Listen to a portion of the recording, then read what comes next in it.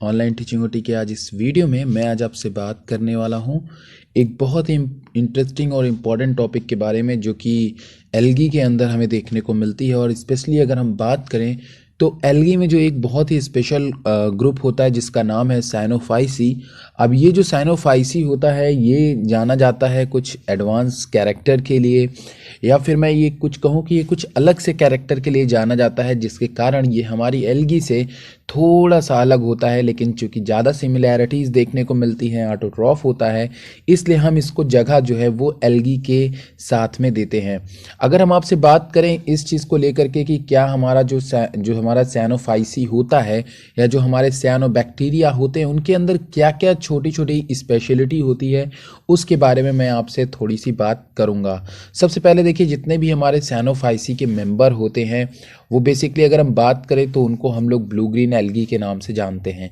अब ये जो हमारे ब्लू ग्रीन एल्गी होते हैं, ये ब्लू ग्रीन एल्गी के अपने कुछ स्पेशल कैरेक्टरिस्टिक्स फीचर्स होते हैं इनके, जैसे कि इसमें एक बहुत ही स्पेशल टाइप की सेल पाई जाती है जिसे हम लोग बेसिकली हेटेरोसिस्ट कहते हैं। क्या कहते हैं? हेटेरोसिस्ट कहते हैं। तो इस बात को आप ध्यान में रखेंगे। तो ये स्पेशल टाइप की जो सेल होती है जिसको हम लोग हेटेरोसिस्ट कहते हैं, ये स्पेशल टाइप की सेल नॉर्मल सेल से थोड़ी सी अलग होती है। क्योंकि जो नॉर्मल सेल्स होती हैं प्लांट की, अगर हम उनमें बात करें तो उनके अंदर हमें कार्बन डाइऑक्साइड और ऑक्सीजन का लेन देन देखने को मिलता है, लेकिन इस सेल के अंदर हमें ऐसा देखने को नहीं मिलता है। इसके अंदर हमें गैस जैसी कोई भी चीज़ देखने को नहीं मिलती है। अगर हम बात करें स्पेशल टाइप की अपनी सेल जिसको हम लोग कहते हैं हेटेरोसिस्ट, उसके पीछे का ये रीज़न नहीं कि ये कुछ स्पेशल होती है। दरअसल बात ये होती है कि जो भी हमारे साइनोबैक्टीरियल होते हैं वो बेसिकली नाइट्रोजन का फिक्सेशन करते हैं, और ये नाइट्रोजन का फिक्सेशन वो इसलिए कर पाते हैं क्योंकि उनके अंदर एक बहुत ही स्पेशल टाइप का जीन मौजूद होता है जिसको हम लोग कहते हैं निफ जीन।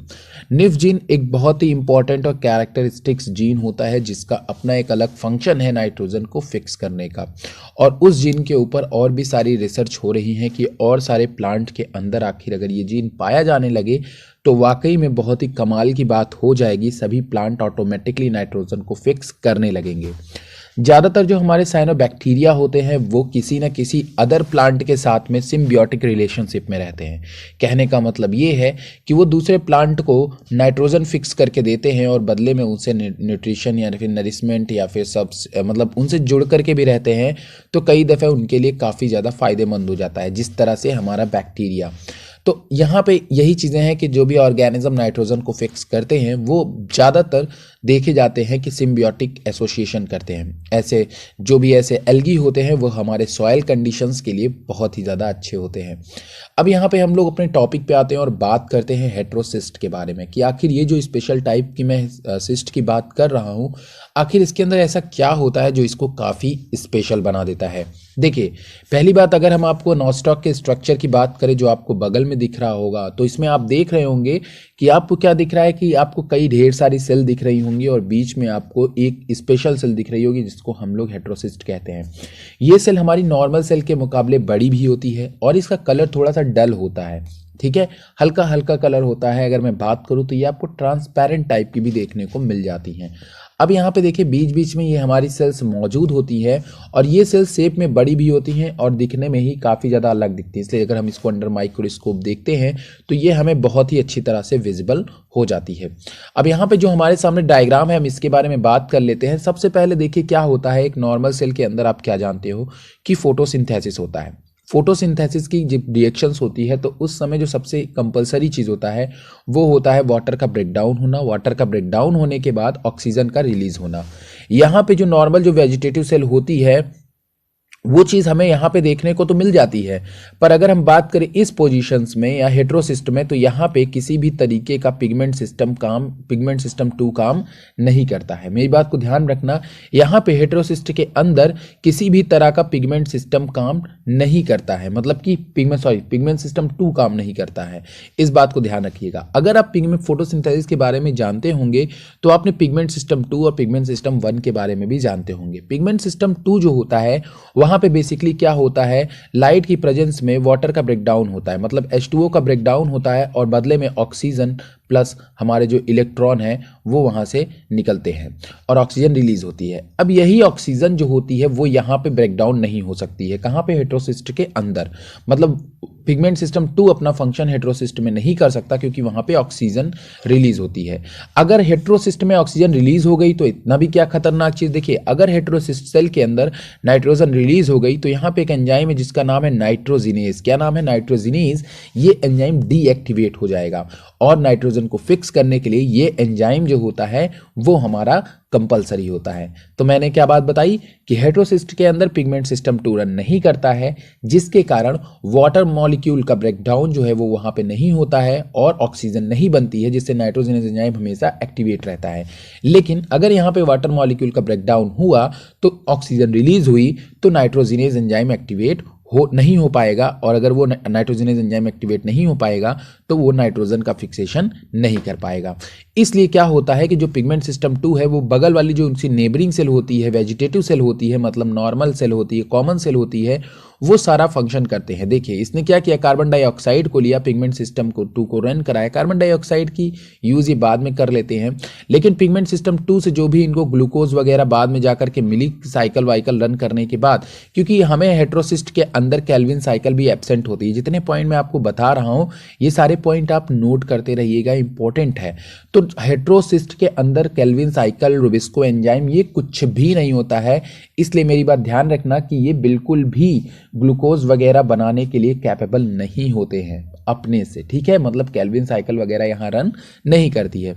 तो क्या होता है कि हमारा जो नॉर्मल सेल होती है वहाँ से जो ग्लूकोज मिलता है डायरेक्ट उसको ग्लूकोज के फॉर्म में हेटेरोसिस्ट तक नहीं भेजा जा सकता, इसलिए उसको माल्टोज के फॉर्म में कन्वर्ट किया जाता है। और जब माल्टोज हमारा जब ग्लूकोज बनता है तो उसको माल्टोज में कन्वर्ट करते हैं, और माल्टोज जो होता है वो फिर हेटेरोसिस्ट के अंदर एंटर करता है।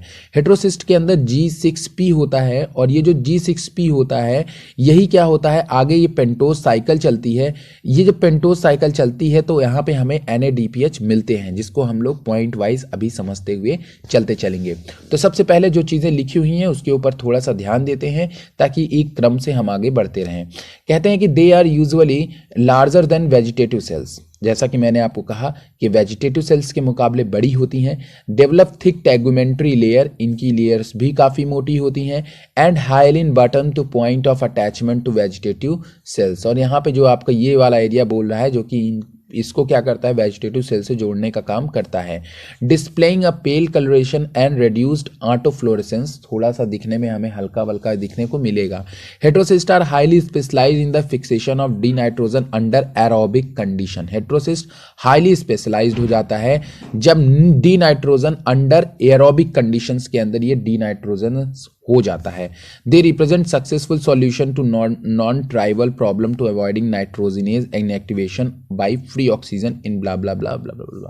यहाँ ये यही कह रहे हैं कि जब हमारा ऑक्सीजन यहाँ इसके अंदर ये क्या करते हैं कि ऑक्सीजन को अंदर आने से अवॉइड करते हैं। क्या करते हैं?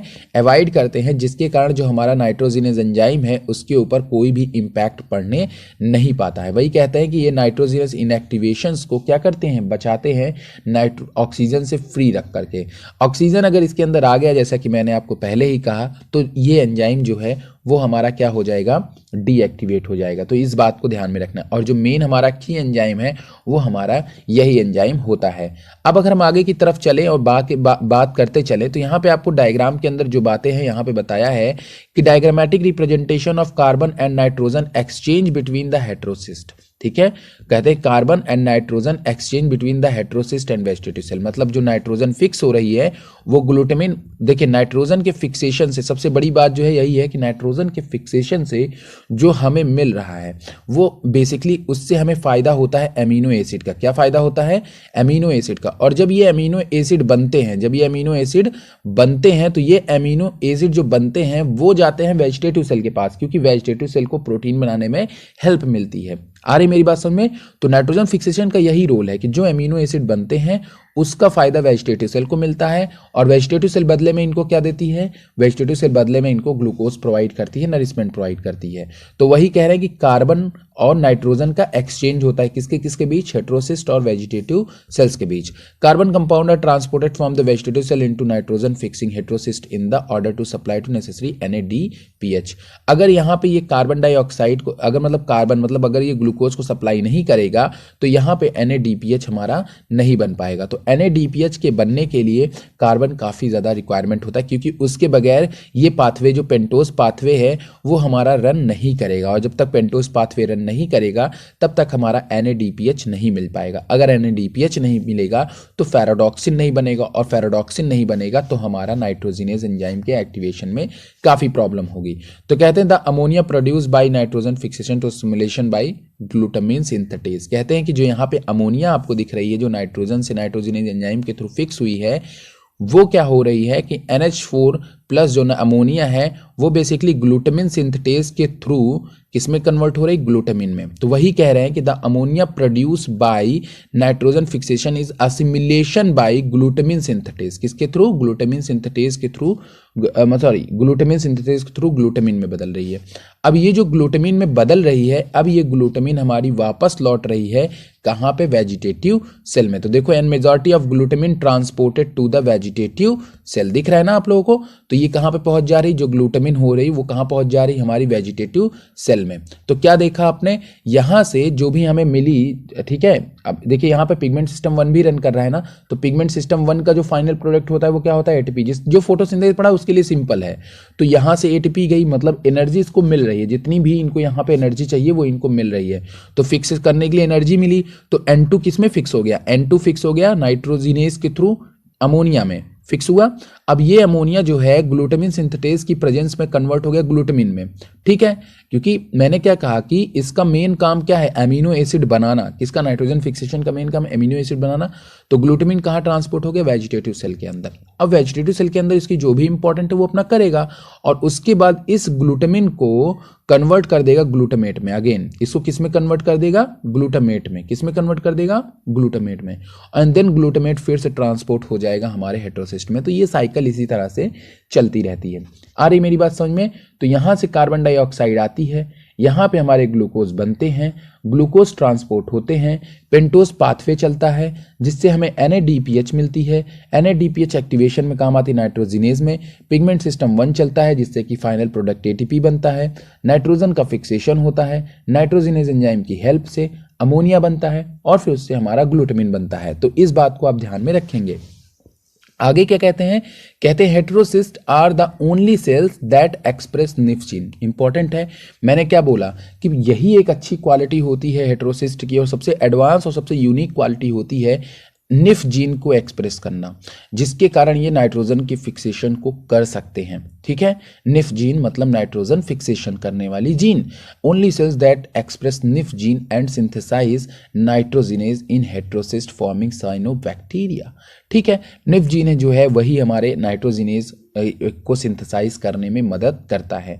The adjacent vegetative cells which is turn obtain fix nitrogen from the heterocyst and form amino acid. जैसा कि मैंने आपसे कहा कि नाइट्रोजन फिक्सेशन का एक जो सबसे इंपॉर्टेंट चीज होता है वो होता है एमिनो एसिड, जो कि ग्लूटामिन जो होता है वो एमिनो एसिड सबसे ज्यादा हमें देखने को मिलता है, ठीक है ना। आगे कहते हैं the heterocyst protect their nitrogenase from oxygen in activation bye maintaining the reduce internal partial pressure of oxygen. ये पार्शियल प्रेशर को इस तरीके से बना करके रखते हैं, इस तरीके से बना करके रखते हैं कि जो ऑक्सीजन है वो कभी भी कॉन्सेंट्रेशन के द्वारा अंदर की तरफ एंटर नहीं कर सकता। मतलब ये अंदर की तरफ इतना कॉन्सेंट्रेशन ग्रेडियंट बना करके रखते हैं कि ऑक्सीजन कभी भी यहाँ पे नहीं आ सकता है, वो ऑक्सीजन यहाँ से ब्लॉक ही रहता है, और वेजिटेटिव सेल में अपना काम करता है, लेकिन इधर की तरफ कोई भी फंक्शन नहीं करेगा, क्योंकि नाइट्रोजिनेज का जो सबसे बड़ा दुश्मन है वो कौन है, हमारा ऑक्सीजन है। तो ये अब आगे क्या कहते हैं, यहाँ पे बहुत इंपॉर्टेंट चीज है, इसको ध्यान में रखिएगा। कहते हैं द ऑटो रेगुलेटेड जीन, यहाँ पे एक जीन और होता है जिसको हम लोग HET-R कहते हैं। HET-R जीन तब एक्टिवेट होता है जब हमारे सेल के अंदर नाइट्रोजन की कमी होती है। जब हमारे सेल के अंदर नाइट्रोजन की कमी होती है, नाइट्रोजन फिक्स नहीं होता है, तो उस समय वहां एक जीन एक्टिवेट होता है जो ऑटो रेगुलेटेड होता है। वो तभी एक्टिवेट होता है जब जरूरत पड़ती है। तो ये एक्टिवेट होता है और ये क्या करता है कि हेटेरोसिस्ट के डेवलपमेंट में रोल प्ले प्ले करता है। तो आप इस चीज़ को भी अंडरलाइन कर लेंगे कि हेटेरोसिस्ट के डेवलपमेंट के लिए हेट आर जीन एक होता है, वो इंपॉर्टेंट रोल प्ले करता है। कहते हैं हेटेरोसिस्ट आल्सो लैक रुबिस्को, जैसा कि मैंने कहा इसके अंदर ना तो रुबिस्को होता है, ना केल्विन साइकिल होता है, ना तो यहाँ पे हमें कार्बन डाइऑक्साइड की फिक्सेशन देखने को मिलती है। तो वो कौन करता है? वेजिटेटिव सेल करती है। कहते हैं carbohydrate has the transporter into heterocyst probably to form of maltose, जैसा कि मैंने कहा कि कार्बोहाइड्रेट किस फॉर्म में ट्रांसपोर्ट हो रहा है? माल्टोज के फॉर्म में ट्रांसपोर्ट हो रहा है। Glucose is oxidized via the pentose phosphate pathway, जो ग्लूकोज बनती है वो किसके थ्रू बनती है? पेंटोज पाथवे के थ्रू बनती है, जिससे हमें NADPH मिलता है, और ये NADPH जो होता है वो हमें आगे जाकर के रिएक्शंस में मदद करते हैं। तो ये चीज़ था हमारा बेसिकली हेटेरोसिस, जो आपने एक साइकिल के थ्रू देखा। तो यहाँ से आपको क्या क्या देखने को मिलता है, मैं सबसे पहले एक बार फिर से आपको बता दूं। आपने ये देखा, फिर से एक बार रिवाइज कर लो कि यहाँ पे जो पिगमेंट सिस्टम 2 है, यहाँ पे कार्बन डाइऑक्साइड का फिक्सेशन हो रहा है, सारी चीज़ यहाँ पे नॉर्मल है, और ये नॉर्मल सेल्स ट्रांसपोर्ट हो रही हैं, कार्बोहाइड्रेट ट्रांसपोर्ट कर रही हैं हमारे पेंटोस पाथवे में। पेंटोस पाथवे आगे रन करती है, NADPH बनता है जैसे हमेशा हमें पाथवे में मिलता है। फिर यहाँ पे पिगमेंट सिस्टम 1 रन करती है, और यहाँ पे साइक्लिक पाथवे चलता है। कहने का मतलब ये है कि अगर वाटर का ब्रेकडाउन नहीं होगा, मेरी बात ध्यान सुनना, अगर वाटर का ब्रेकडाउन हेटेरोसिस्ट में नहीं होगा तो हमें ना तो ऑक्सीजन मिलेगा, ना तो यहाँ पे हमें इलेक्ट्रॉन मिलेगा, और इलेक्ट्रॉन नहीं मिलेगा तो आपको पता है पाथवे रन नहीं करती है। तो इसलिए ये कैसा होते? साइक्लिक होते। साइक्लिक मतलब ये पिगमेंट सिस्टम 1 से ही लगातार रन करते हैं, वहीं से ये ATP का फॉर्मेशन करते रहते हैं। समझ में आ रही मेरी बात कि नहीं? क्योंकि यहाँ पे कोई पिगमेंट सिस्टम 2 नहीं है, ठीक है ना। अगर यहाँ पे होता तो ये प्रोसेस हो जाती, एक नॉर्मल सेल की तरह काम करते, लेकिन चूंकि ये सब यहाँ से हो रहा है तो ये बिल्कुल इंडिपेंडेंट हो गई। जैसे बस इसका एक काम है, इसने माल्टोज को भेज दिया ना, अब ये इंडिपेंडेंट हो गई, अब इसका कोई भी काम ये नहीं करेगी, कोई भी ग्लूकोज एनर्जी नहीं देगी, अब सारा काम हेटेरोसिस्ट को खुद करना है। तो पिगमेंट सिस्टम 1 ने क्या किया? ATP बना लिया, क्योंकि उसको सारे प्रोडक्ट तो मिल ही रहे, हाइड्रोजन मिल ही रहे, इलेक्ट्रॉन हाइड्रोजन आयन का कंसंट्रेशन बढ़ेगा तो हमारे ट्रांसपोर्ट होंगे हाइड्रोजन आयन, तो भाई जाहिर तौर पे ATP का प्रोडक्शन तो होगा ही होगा, ठीक है ना। उसके बाद क्या है कि नाइट्रोजिनेज एंजाइम यहाँ पे होते ही हैं, निफ जीन के कारण N2 का फिक्सेशन होता है, NH4 अमोनिया बनता है, फिर यही अमोनिया ग्लूटामिन में कन्वर्ट होता है, ग्लूटामिन फिर जाता है सेल के अंदर, फिर ग्लूटामेट बन जाता है, ग्लूटामेट फिर से आता है। तो ये रिएक्शन इसी तरह से चलती रहती है। तो आशा है आपको ये वीडियो हेटेरोसिस्ट का पसंद आया होगा। पसंद आया तो डायग्राम को ड्रॉ कर लीजिएगा, और अगर कोई क्वेश्चन है तो ज़रूर पूछिएगा। Thank you very much.